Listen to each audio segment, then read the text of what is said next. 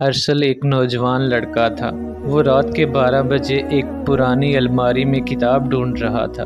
اچانک اسے ایک بہت پرانی کتاب ملی جس میں صرف ایک جملہ لکھا ہوا تھا، یہ الفاظ پڑھو گے تو وقت ٹوٹ جائے گا۔ ارسل نے ہنس کر یہ جملہ بولا اور اسی وقت پوری لائبریری ہلنے لگی، زمین کانپنا شروع ہو گئی، بہت تیز آندھی چلنے لگی۔ اچانک اس کتاب سے بہت تیز روشنی نکلنا شروع ہو گئی اور دیکھتے ہی دیکھتے روشنی نے ارسل کو اپنے اندر جکڑ لیا۔ ارسل نے چھڑانے کی بہت کوشش کی لیکن روشنی اس کو اپنے ساتھ کھینچ کر کتاب کے اندر لے گئی۔ وہ بے ہوش ہو کر ایک اندھیرے کمرے میں پہنچ چکا تھا۔ جب اسے ہوش آیا تو وہ ایک جادوئی شہر میں تھا، لیکن عجیب بات یہ تھی کہ ہر جگہ اس کی تصویر لگی ہوئی تھی اور نیچے لکھا ہوا تھا، قاتل ارسل کو پکڑو۔ ارسل کے پاس سمجھنے کا وقت نہیں تھا کیونکہ بہت سارے لوگ ہاتھوں میں تلواریں لے کر اس کے پیچھے لگ گئے تھے اور یہی کہہ رہے تھے کہ یہی ہے وہ قاتل ارسل، اس کو پکڑو اور مار دو۔ وہ اپنی جان بچانے کے لیے وہاں سے بھاگنا شروع ہو گیا۔ بھاگتے بھاگتے اسے اپنے سامنے اڑتا ہوا شاہی محل نظر آیا اور وہ بھاگ کر اس شاہی محل میں داخل ہو گیا۔ جیسے ہی وہ محل کے اندر داخل ہوتا ہے، محل کا دروازہ خود بخود بند ہو جاتا ہے اور وہ لوگوں سے بچ جاتا ہے، لیکن ابھی تک اسے کچھ بھی سمجھ نہیں آ رہا تھا کہ یہ سب کیا ہو رہا ہے، وہ کہاں ہے، لوگ اسے کیوں مارنا چاہتے ہیں، آخر اس نے کس کا قتل کیا ہے۔ اسی سوچ میں ڈوبے وہ محل میں آگے بڑھا۔ وہاں اسے ایک بہت بڑا آئینہ نظر آیا۔ جب اس نے آئینے کے اندر دیکھا تو خوف کے مارے کانپنے لگ گیا۔ آئینے میں اس کی شکل نہیں تھی بلکہ ایک خونی انسانی چہرہ تھا جو لہو سے بھرا ہوا تھا۔ آئینے سے آواز آئی، جادوئی کتاب پڑھنے کی وجہ سے تمہارا وقت ٹوٹ گیا ہے اور اب تم اپنے جرم کا قیدی بن چکا ہے۔ ارسل چیخ کر کہتا ہے کہ میں نے کچھ نہیں کیا۔ آئینہ کہتا ہے، کتاب کے راستے تم ایسے وقت میں آ چکے ہو جو تم نے کبھی گزارا ہی نہیں۔ اس وقت میں تم مختلف زندگی گزار رہے ہو اور تم ایک قاتل ہو جو قید سے بھاگا ہوا ہے۔ تمہارے پاس وقت بہت کم ہے۔ اگر تم زندہ رہنا چاہتے ہو تو تمہیں جلد سے جلد اپنے وقت میں واپس جانے کا راستہ ڈھونڈنا ہوگا، ورنہ یہ لوگ تمہیں جان سے مار دیں گے۔ اب تمہارے لیے دو مشکلات ہیں، ایک ان لوگوں سے اپنی جان بچانا جو تمہارے پیچھے پڑے ہوئے ہیں، اور دوسرا اپنی دنیا میں واپسی کا طریقہ ڈھونڈنا۔ اس لیے وقت کو ضائع مت کرو اور آگے بڑھو۔ ارسل آگے بڑھا تو اس کے سامنے ایک بہت بڑا باغ تھا جہاں طرح طرح کے میوے لگے ہوئے تھے۔ ارسل کو بہت بھوک لگی ہوئی تھی۔ اس نے باغ سے کچھ پھل توڑے اور انہیں کھانے کے لیے بیٹھ گیا۔ ابھی وہ پھل کھانے ہی والا تھا کہ اچانک ایک بوڑھی عورت نے کہا، رک جاؤ، اس پھل کو مت کھانا۔ ارسل نے حیران ہو کر پوچھا، آپ کون ہیں؟ بوڑھی عورت نے کہا، میں صدیوں سے یہاں رہ رہی ہوں۔ کبھی میں ایک بہت خوبصورت پری ہوا کرتی تھی، لیکن میں نے اس باغ کا پھل کھا لیا۔ جیسے ہی میں نے یہ پھل کھایا، میری خوبصورتی ختم ہو گئی اور میں ایک بوڑھی عورت میں بدل گئی۔ اگر تم نے بھی یہ پھل کھا لیا تو تم بھی میرے جیسے بن جاؤ گے۔ ارسل نے بوڑھی عورت کا شکریہ ادا کیا اور بولا، کیا آپ مجھے بتا سکتی ہیں کہ میں اس دنیا سے کیسے نکل سکتا ہوں؟ میں اس وقت کا نہیں ہوں بلکہ ایک پرانی جادوئی کتاب پڑھنے کی وجہ سے میں یہاں قید ہو گیا ہوں۔ بوڑھی عورت ساری کہانی سمجھ گئی۔ اس نے کہا، بیٹا، جو بھی اس دنیا میں آیا آج تک کبھی واپس نہیں جا سکا، کیونکہ واپس جانے کے لیے بہت ہی مشکلات سے گزرنا پڑتا ہے۔ ارسل بولا، آپ مجھے بتائیں، میں ہر مشکل سے گزرنے کے لیے تیار ہوں۔ بوڑھی عورت بولی، اس کے لیے تمہیں 3 امتحانات پاس کرنے ہوں گے اور ہر آنے والا امتحان پہلے سے بہت زیادہ مشکل اور خطرناک ہوگا اور ان میں تمہاری جان بھی جا سکتی ہے۔ اگر تم نے تینوں امتحانات پاس کر لیے تو تم واپس اپنے وقت میں جا سکتے ہو۔ ارسل بولا، مجھے منظور ہے، آپ بس مجھے یہ بتائیں کہ اس کے لیے مجھے کیا کرنا ہوگا۔ بوڑھی عورت بولی، ٹھیک ہے، تو تمہارا پہلا امتحان ہے جنگل کا امتحان۔ سامنے کے دروازے سے آگے چلے جاؤ۔ ارسل سامنے کے دروازے سے آگے گیا تو آگے ایک بہت بڑا جنگل تھا۔ ہر طرف سے عجیب و غریب آوازیں آ رہی تھی۔ یہ آوازیں نہ انسانوں کی تھی نہ ہی جانوروں کی۔ اچانک ایک آواز ہوا کے جھونکے کے ساتھ آ کر اس کے کان میں کہتی ہے، یہاں کسی پر بھروسہ مت کرنا، کیونکہ یہاں کسی پر بھروسہ کرنا موت کو دعوت دینے جیسا ہے۔ ارسل ڈرتے ہوئے آگے بڑھا۔ جنگل میں 3 راستے تھے۔ ہر راستے پر سامنے ایک ہستی کھڑی تھی۔ ایک دروازے پر ایک نورانی چہرے والا بزرگ جو دعائیں پڑھ رہا تھا، دوسرے دروازے پر ایک بہت ہی خوبصورت لڑکی تھی جسے دیکھ کر لگتا تھا جیسے معصومیت کی پیکر ہو، تیسرے دروازے پر ایک فقیر تھا جس کے چہرے پہ مسکان ہے اور ہاتھ میں بس ایک لاٹھی۔ ہر ایک کہہ رہا تھا بچنے کا صرف ایک ہی راستہ ہے اور وہ میرا راستہ ہے، اگر دوسرا راستہ چنا تو تمہاری موت یقینی ہے۔ یہ دیکھ کر ارسل بہت پریشان ہو گیا۔ ارسل سوچ رہا تھا کہ بزرگ پر بھروسہ کرنا سب سے سیف ہوگا، لیکن جیسے ہی اس نے بزرگ کے راستے پر قدم رکھا، نیچے سے زمین پھٹ گئی اور آگ کا دریا ابھر کر اسے جلانے لگا۔ ارسل نے فوراً ایک بڑی چھلانگ لگا دی اور بچی ہوئی جگہ پر آ کر گر گیا۔ نورانی بزرگ کا چہرہ بدل گیا اور وہ ہنس کر بولا، یہاں سچ اور جھوٹ کا کوئی مطلب نہیں، یہاں صرف عقل کام آئے گی، اور وہ یہ کہہ کر غائب ہو گیا۔ اب ارسل کے سامنے لڑکی اور فقیر بچے تھے۔ لڑکی بولی، میں تمہیں نقصان نہیں پہنچاؤں گی، بس میرا ہاتھ تھام لو، اور فقیر بولا، تو جو سامنے دیکھ رہا ہے اس پر بھروسہ مت کرنا۔ ارسل سوچ میں پڑ گیا۔ اچانک آسمان سے خون کی بارش شروع ہو گئی۔ بارش اتنی تیز کہ زمین لال سمندر میں تبدیل ہونے لگ گئی۔ اب اسے فوراً فیصلہ لینا تھا کیونکہ اس کے پاس وقت بہت کم تھا۔ ارسل نے فوراً لڑکی کا ہاتھ تھام لیا۔ لڑکی کا ہاتھ پکڑتے ہی ارسل کے ہاتھ کا رنگ کالا ہونا شروع ہو گیا اور اس کی انگلیاں سانپ بن کر ارسل کو اپنے اندر لپیٹنے لگی۔ لڑکی کی آنکھیں خونی بن گئی اور وہ چیخ کر بولی، میں تیری موت ہوں۔ ارسل نے اپنا پورا زور لگا کر اپنے آپ کو چھڑایا اور فقیر کی طرف بھاگا۔ اس سے پہلے کہ سانپ بنی انگلیاں اسے دوبارہ جکڑتی، اس نے چھلانگ لگا کر فقیر کو پکڑ لیا۔ فقیر نے اس کا ہاتھ پکڑا اور بولا، جنگل کا پہلا امتحان یہ تھا کہ تو دھوکے کے پیچھے سچ کو پہچان سکے۔ یہاں خوبصورتی، نورانیت اور معصومیت صرف ایک جھانسا تھا۔ یہاں صرف وہی بچتا ہے جو دھوکے کے پردے میں چھپے سچ کو پہچان سکے۔ اس کے فوراً بعد جنگل کا منظر بدل گیا، سب ختم ہو گیا اور ارسل ایک اندھیرے تہہ خانے میں پہنچ گیا۔ ایک دم آواز گونجی، تم پہلا امتحان پار کر چکے ہو، لیکن اگلا امتحان پہلے سے 100 گنا زیادہ مشکل ہے اور اس کا نام ہے شیشوں کا قلعہ۔ ارسل ایک اندھیرے تہہ خانے سے گزرا اور دیوار توڑ کر ایک نئے کمرے میں گر گیا۔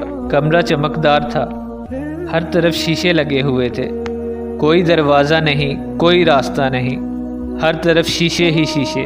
اچانک ایک آواز گونجی، اے نوجوان، اپنے آپ کو پہچان لو، اگر تم اپنے آپ کو نہ پہچان سکے تو ہمیشہ کے لیے اس قلعے میں قید ہو جاؤ گے۔ ارسل نے جب شیشوں کو دیکھا تو اس کے پیروں تلے سے زمین نکل گئی۔ ہر شیشے میں اسے اس کی شکل نظر آ رہی تھی، لیکن ایک الگ ہی روپ میں۔ ایک ارسل جو خون میں بھیگا ہوا تھا، دوسرا ارسل جو ہنس رہا تھا اور شیطانی نظروں سے دیکھ رہا تھا، تیسرا ارسل جو چیخ رہا تھا اور مدد مانگ رہا تھا، چوتھا ارسل جو بہت ہی معصوم اور کمزور تھا۔ سب ریفلیکشن ایک ساتھ بولنا شروع ہو گئیں، میں اصلی ہوں، میرے پاس آؤ ورنہ مارے جاؤ گے۔ شیشوں سے گونجنے والی آوازیں اتنی تیز ہو گئیں کہ ارسل کا دماغ پھٹنا شروع ہو گیا۔ ان سب کو دیکھ کر اسے ایسے لگنے لگا کہ اصلی ارسل وہ نہیں بلکہ کوئی اور ہے جو شیشوں میں کھو گیا ہے۔ اچانک ایک شیشہ خود بخود ٹوٹ کر دروازہ بن گیا، لیکن اس کے اندر صرف اور صرف اندھیرا تھا۔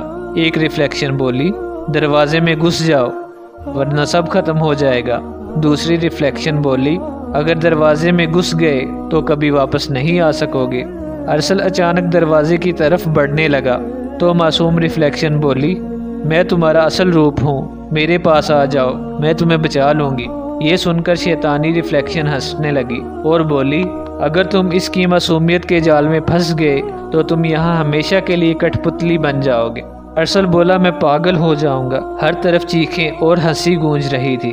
ارسل نے گھبرا کر آنکھیں بند کر دی اور سوچنے لگا، اگر میں کسی بھی شیشے کو چنوں گا تو میں ان کے جال میں پھنس جاؤں گا۔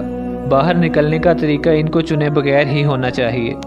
پھر اچانک اس کی نظر پاس پڑے پتھر پر پڑی۔ اس نے پتھر اٹھایا اور سب سے بڑے شیشے پر مار دیا۔ بڑے شیشے کو پتھر لگتے ہی تمام شیشے چیخ کر ٹوٹ گئے اور چیخوں کی آواز ایسی تھی کہ ان کے اندر روحیں قید ہوں اور چلا رہی ہوں۔ آواز گونجتی ہے، اپنے آپ کو پہچاننے کا مطلب ہے کسی پر بھی بھروسہ نہ کرنا۔ تم نے عقل سے کام لیا، قلعہ گر جاتا ہے اور ارسل بے ہوش ہو جاتا ہے۔ جب اس کی آنکھ کھلی تو وہ ایک برفیلی پہاڑی کے اوپر تھا جہاں تیسرا امتحان اس کا انتظار کر رہا تھا۔ آواز آئی، مبارک ہو، تم نے 2 امتحانات پاس کر لیے اور اب تمہارے تیسرے اور آخری امتحان کا وقت ہے، اور یہ آخری امتحان تمہاری روح کو توڑ دینے جیسا خطرناک ہے۔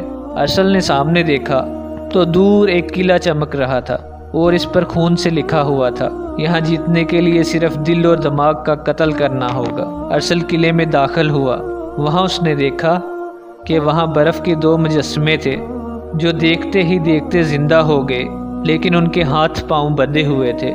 اس نے غور سے دیکھا تو ان میں سے ایک اس کا دوست اور دوسرا مجسمہ اس کی ماں تھی۔ آواز بولی، جیتنے کے لیے تمہیں ان میں سے ایک کو قربان کرنا ہوگا، جس کو بچا لوگے وہ تمہاری یادوں میں ہمیشہ زندہ رہے گا، اور جس کو قربان کرو گے وہ ہمیشہ کے لیے مٹ جائے گا جیسے کبھی تھا ہی نہیں۔ ارسل کا دماغ پھٹنے لگا کہ میں کس کو بچاؤں۔ اس نے سوچا کہ ماں کو قربان کر کے وہ بیٹا نہیں رہے گا، اور اگر دوست کو قربان کر دیا تو وہ انسانیت ہار جائے گا۔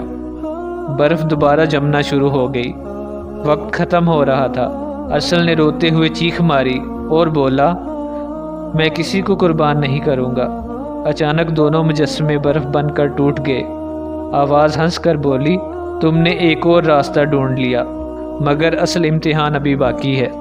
ارسل کے سامنے ایک دوسرا ارسل آ جاتا ہے، ایک ایسا ارسل جو ظالم ہے، جھوٹا ہے اور اپنے ذاتی فائدے کے لیے کچھ بھی کر سکتا ہے، کسی کو بھی دھوکہ دے سکتا ہے، کسی کو بھی مار سکتا ہے۔ نقلی ارسل بولا، میں ہی تم ہوں، میں تمہارا اصلی روپ ہوں، تم جتنی کوشش بھی کر لو مجھ سے چھٹکارا نہیں پا سکتے۔ اب اصلی ارسل کو اپنے دل کے اندھیرے سے لڑنا تھا، لیکن وہ جتنا لڑتا اتنا ہی کمزور ہوتا جاتا، کیونکہ وہ اپنے ہی سائے کو مار نہیں سکتا تھا۔ آواز بولی، تم اپنے سائے کو نہیں ہرا سکتے جب تک تم اسے اپنا حصہ قبول نہیں کر لیتے۔ ارسل کے دماغ میں اچانک ایک ترکیب آئی، وہ کہتا ہے کہ میں مانتا ہوں کہ تو میرا حصہ ہے، لیکن میں تجھے قبول نہیں کرتا۔